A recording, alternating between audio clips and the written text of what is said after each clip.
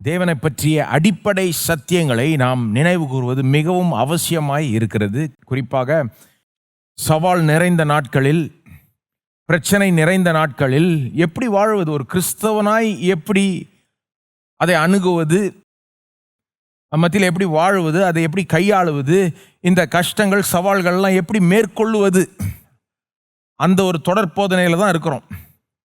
அதில் என்ன நம்ம சொல்லி வருகிறோம், இதை எப்படி மேற்கொள்வதுனா, இதை எப்படி சமாளிப்பதுனா, எப்படி தேவனை குறித்த அடிப்படை சத்தியங்களை நினைவு கூற வேண்டும். அதில் நான் ஏற்கனவே சில அடிப்படை சத்தியங்களை உங்களுக்கு சொல்லியிருக்கிறேன். என்னென்ன சொல்லியிருக்கோம் ஞாபகம் இருக்கா உங்களுக்கு? 6 அடிப்படை சத்தியங்கள் தேவனை பற்றி உங்களுக்கு நினைப்பூட்டி இருக்கிறேன். அது என்னது உங்களுக்கு இப்போ சொல்கிறேன் திரும்ப. கர்த்தருக்கு தெரியும், கர்த்தர் பார்த்து கொள்வார். அப்புறம் என்ன பார்த்தோம்? தேவனால் செய்ய முடியும், எல்லாமே செய்ய முடியும். அவரால் கூடாத காரியம் ஒன்றுமே இல்லை. செய்ய முடியுன்றது மட்டும் இல்லை, எனக்கு செய்வார், உங்களுக்கு செய்வார், அவருடைய பிள்ளைகளுக்கு நிச்சயம் செய்வார். அப்புறம் என்ன பார்த்தோம்? கர்த்தர் ஆளுகிறார், கர்த்தர் நல்லவர். இந்த 6 சத்தியங்களை நம்ம ஏற்கனவே பார்த்து வருகிறோம். இன்றைக்கும் இதே போலவே இந்த ஒரு சத்தியத்தை உங்களுக்கு நினைப்பூட்ட விரும்புகிறேன். என்ன சத்தியம்? தேவன் நம்மோட இருக்கிறார். God is with us. தேவன் நம்மோட இருக்கிறார். நாம் இதை பார்க்க ஆரம்பிப்போம். இதை நம்ம பார்க்கிறப்போ, நாம் இதை தியானிக்கிறப்போ, நமக்கே சொல்லிக்கிறப்போ, நான் உண்மையிலே நம்புகிறேன் இது ஒரு பெரிய ஒரு வித்தியாசத்தை உண்டு பண்ணும் என்று நம்புகிறேன். ஒன்றும் இல்லை, நீங்கள் இந்த சத்தியத்தை நீங்கள் தியானிங்க, என்னோட தியானிங்க. கொஞ்ச நேரம் நம்ம இதை பார்க்க போகிறோம்.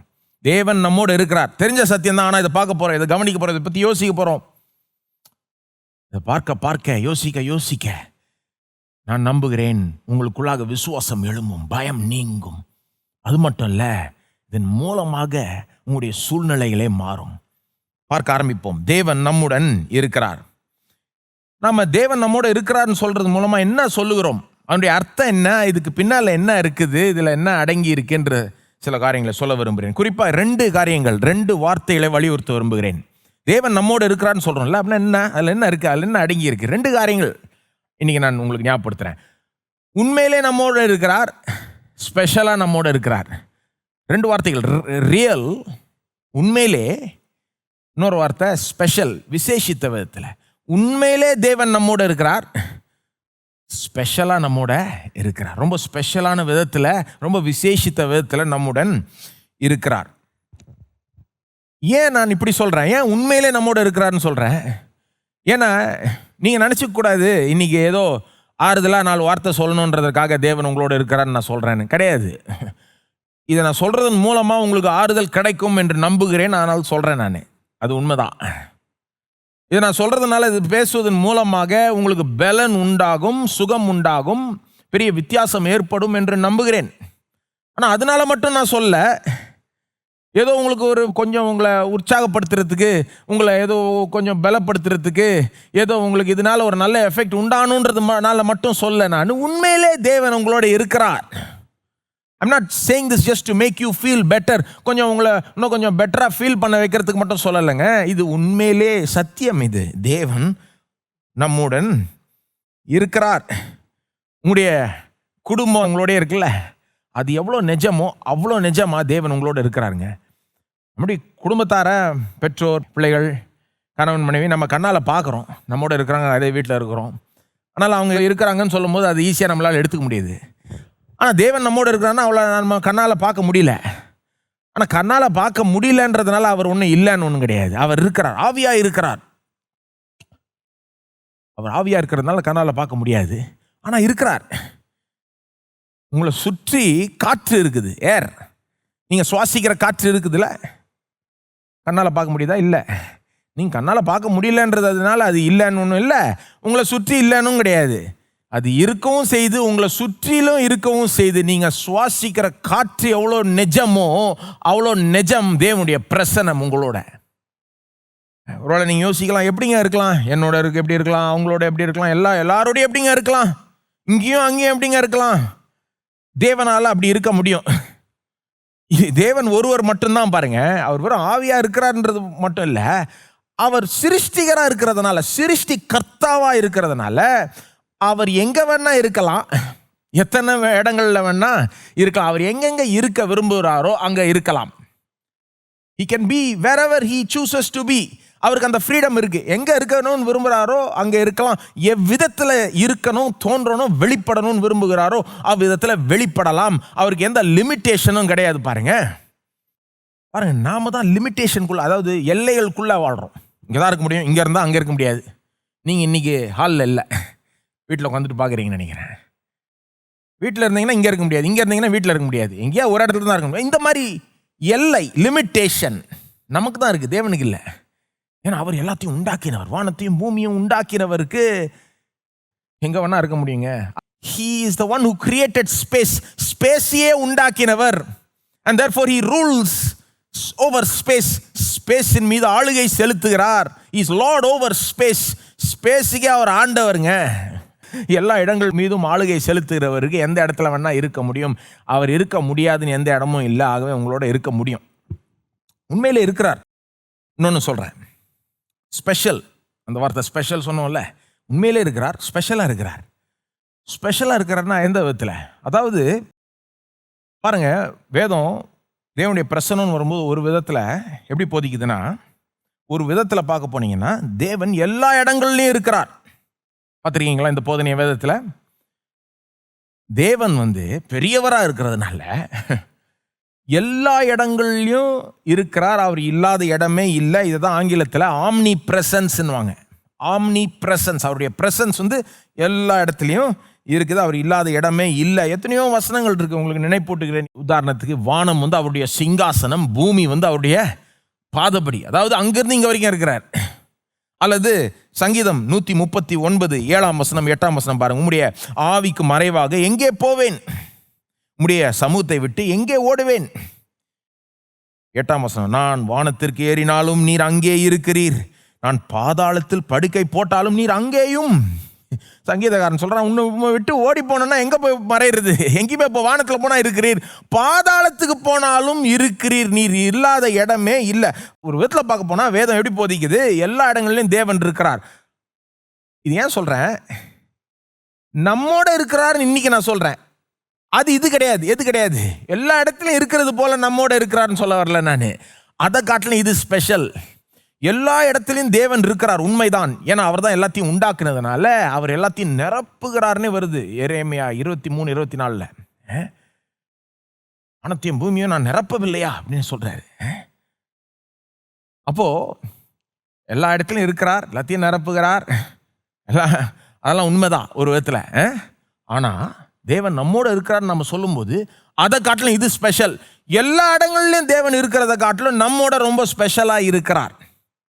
ஆமா, எல்லா இடத்துலையும் இருக்கிறார். ஆனா விசுவாசிகளாகிய நாம் சபையில ஒன்றாய் கூடி வரும்போது எவ்வளவு ஸ்பெஷலா நம்மோட இருக்கிறார் நம்ம உணர்றோம்ல. அவருடைய பிரசன்னத்தை ரொம்ப விசேஷித்த விதத்தில் உணர்றோம்ல. உணர்ந்திருக்கிறீங்களா? பாடும்போது, ஆராதிக்கும் போது, ஒன்றாய் கூடி நம்ம விசேஷமா ஆராதிக்கும் போது தேவனுடைய பிரசன்னத்தை ரொம்ப ஸ்பெஷலா உணர்றோம். அவருடைய பிரசன்னத்தினுடைய அந்த சந்தோஷம், அவருடைய பிரசன்னத்தினுடைய அந்த மகிழ்ச்சி, இந்த வல்லமை ரொம்ப ஸ்பெஷலாக உணர்றோம் பாருங்க. அதை தான் சொல்கிறேன், தேவன் நம்மோட இருக்கிறார்னா special presence, not general omnipresence. பொதுவாக எல்லா இடங்கள்லையும் இருக்கிறார் அப்படி கிடையாது. குறிப்பாக தேவன் தம்முடைய ஜனங்கள் மத்தியில் ரொம்ப ஸ்பெஷலாக இருக்கிறார். இதுதாங்க, நாம் யாரோ கிடையாது, நாம் எங்கேயோ கிடையாது, நாம் அவருடைய ஜனம், தேவனுடைய ஜனமாக இருக்கிறதுனால நம்மோட ரொம்ப விசேஷித்த விதத்தில் இருக்கிறார். பழைய ஏற்பாட்டிலையும் இது உண்மை, புதிய ஏற்பாட்டிலையும் உண்மை.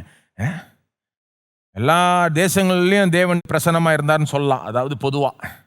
ஆனால் இஸ்ரவேல் தேசத்தில் ரொம்ப விசேஷித்த விதத்தில் இஸ்ரவேல் மக்கள் மத்தியில் பிரசன்னமாக இருந்தார். ஏன்னா அவர் தெரிந்து கொண்ட ஜனம் அது. அதே போல் புதிய ஏற்பாட்டில் தேவனுடைய ஜனம் யாரு? நீங்களும் நானும், இயேசுவை விசுவாசிக்கிறவர்கள், விசுவாசிகள். நாம தான் தெரிந்து கொள்ளப்பட்ட ஜனம். அப்போ எல்லா இடத்துலையும் பொதுவாக இருக்கிறார். ஆனால் அவர் எங்கெங்க தெரிந்து கொள்ளுகிறாரோ அங்கே விசேஷமாக இருக்கிறார் நம்முடைய ஜனத்தின் மத்தியில்.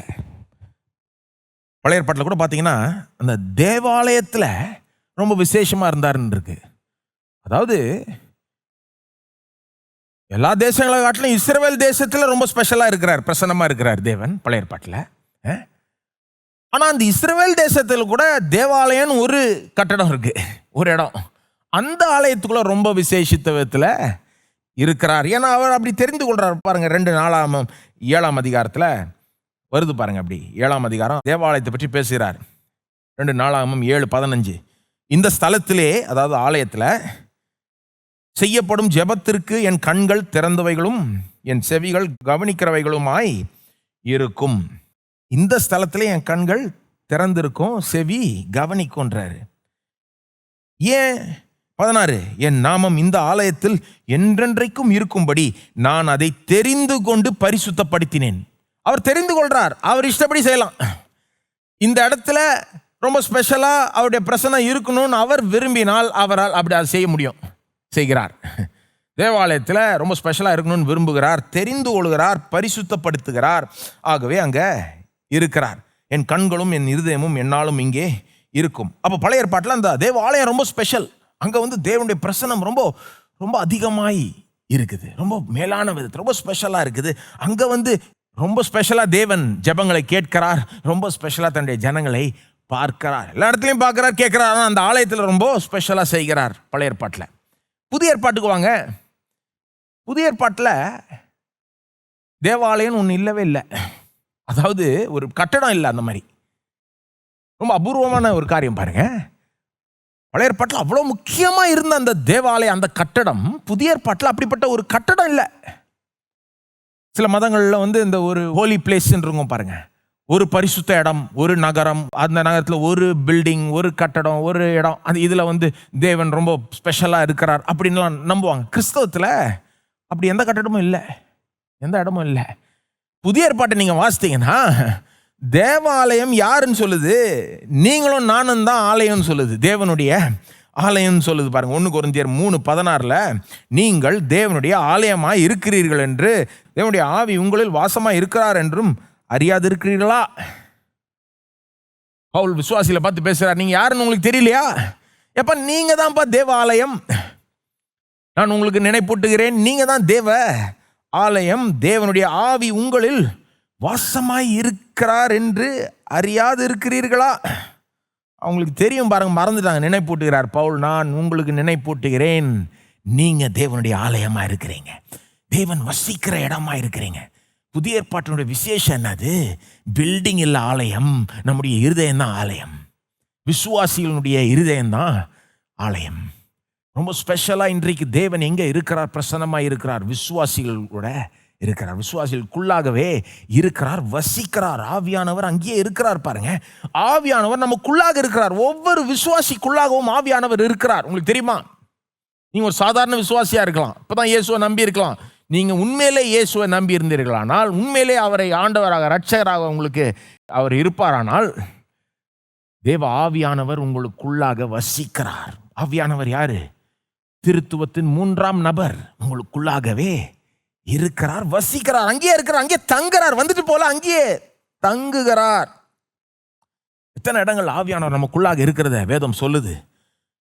உதாரணத்துக்கு ரோமர் 8:11, அன்றியும் இயேசுவை மரித்தோரிலிருந்து எழுப்பினவருடைய ஆவி உங்களில் வாசமாய் இருந்தால், கிறிஸ்துவை மரித்தோரிலிருந்து எழுப்பினவர் உங்களில் வாசமாய் இருக்கிற தம்முடைய ஆவியினாலே சாவுக்கு ஏதுவான உங்கள் சரீரங்களையும் உயிர்ப்பிப்பார். எப்படி சொல்றார்? திரும்ப திரும்ப சொல்ற, உங்களில் வாசமாய் இருக்கிற தேவாவி, உங்களில் வாசமாய் இருக்கிற தேவனுடைய ஆவி.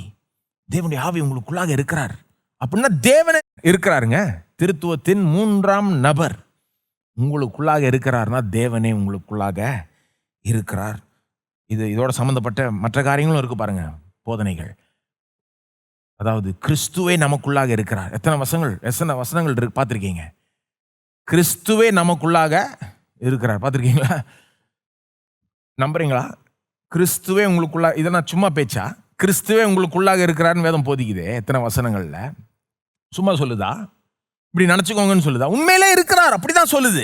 கிறிஸ்து நமக்குள்ளாக இருக்கிறார், நாம கிறிஸ்துவுக்குள்ளே இருக்கிறோம், நாமும் கிறிஸ்துவும் ஒன்றாய் இணைக்கப்பட்டிருக்கிறோம், ஒரே ஆவியாய் இருக்கிறோம். எப்படி இதெல்லாம்? தேவ ஆவியானவர் உள்ள இருக்கிற தேவ ஆவியானவர் நமக்கும் கிறிஸ்துவுக்கும் அந்த நெருக்கத்தை உண்டு பண்ணுகிறார். நம்முடைய ஆவியின் மூலமாக கிறிஸ்துவை நமக்குள்ளாக வசிக்கிறார். பாருங்க, இந்த 1 யோவான் 4:13 வாசிக்க விரும்புகிறேன். இந்த வசனம் ஏன் வாசிக்கிறேன்னா, இதில் எல்லாம் கலந்து வருது. நாம கிறிஸ்துக்குள் இருக்கிறது, கிறிஸ்து நமக்குள்ள இருக்கிறது, ஆவியானவரை நாம பெற்றிருக்கிறது. எல்லாத்தையும் கனெக்ட் பண்ணி கொண்டு வர்றாரு இங்க. 1 யோவான் 4:13. அவர் தம்முடைய ஆவியில் நமக்கு தந்தருளினதாலே நாம் அவரிலும் அவர் நம்மிலும் நிலைத்திருக்கிறதை அறிந்திருக்கிறோம். நாம் அவருக்குள்ள இருக்கிறோம், அவர் நமக்குள்ள இருக்கிறார். கிறிஸ்துவை பற்றி பேசுது. இப்படின்றது எப்படி நமக்கு தெரிஞ்சுக்கலாம்? நாம கிறிஸ்துக்குள்ள இருக்கோம், கிறிஸ்து நமக்குள்ள இருக்கிறார்னு எப்படி தெரிஞ்சுக்கலாம்? எப்படி அறிஞ்சிக்கலாம்? அவர் தம்முடைய ஆவியில் நமக்கு தந்தருளினதினாலே, ஆவியானவரை நமக்கு கொடுத்ததுனால இதன் மூலமா நம்ம தெரிஞ்சுக்கலாம் நாம் கிறிஸ்துக்குள்ள இருக்கிறோம், கிறிஸ்து நமக்குள்ள இருக்கிறார். என்னங்க சொல்ல வரேன்? தேவன் உங்களுக்குள்ளாகவே இருக்கிறாருங்க. கிறிஸ்து உங்களுக்குள்ளாகவே இருக்கிறார். ஆவியானவர் உங்களுக்குள்ளாகவே இருக்கிறார். ஜீவனுள்ள தேவன் உங்களுக்குள்ளாக வசிக்கிறார். அவர் தூரமா இல்ல, நீங்க விசுவாசியா இருந்தீங்கன்னா கிட்டவே இருக்கிறார். இன்னும் கேட்டா உங்களுக்குள்ளாகவே இருக்கிறார். ஏன் இதை சொல்றேன்னா, தேவன் நம்மோட இருக்கிறார்னா அதுக்கு பின்னால இவ்வளோ ஆழமான சத்தியம் இருக்கு. சும்மா ஒன்றும் கிடையாது. அதனால தான் சொன்னேன், இது உண்மையிலே நம்மோட இருக்கிறார். சும்மா பேச்சுக்கு இல்லை, சும்மா ஆறுதலுக்கு இல்லை, உண்மையிலே இங்கே தான் இருக்கிறார், நம்மோட தான் இருக்கிறார்.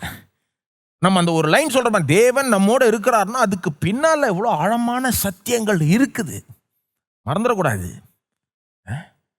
தேவன் நம்மோட இருக்கிறார், ரொம்ப உண்மையிலே நம்மோட இருக்கிறார், ரொம்ப ஸ்பெஷலாக நம்மோட இருக்கிறார். ஏன்னா நம்மை தெரிந்து கொண்டிருக்கிறார். அவர் நம்மை தெரிந்தெடுத்திருக்கிறார், அவருடைய ஜனமாய் தெரிந்தெடுத்திருக்கிறார். இங்கே இருக்கும்படி விரும்பி இருக்கிறார், சித்தம் கொண்டிருக்கிறார், அதற்கு பல காரியங்களை செய்திருக்கிறார். இன்னும் கேட்டால் ரட்சிப்பினுடைய கோலே நம்மோட இருக்கும்படி தான். ஏன் நம்மளை ரட்சித்தார்? பாவத்தை மன்னித்தார், புதிய சிருஷ்டி ஆக்கினார், உள்ள நம்மளை பாவங்களை கழுவினார். ஏங்க இதெல்லாம்? ஆவியானவர் வந்து உள்ள வசிக்கணும்னா இடம் சுத்தமாக இருக்கணும், பரிசுத்தமாக இருக்கணும். அப்போ இதெல்லாம் பாருங்க அடங்கி இருக்கு. தேவன் நம்மோட இருக்கிறார்னா இது ரொம்ப ரியல், இது ரொம்ப ஸ்பெஷல், ரொம்ப உண்மையானது, ரொம்ப விசேஷமான ஒரு காரியம்.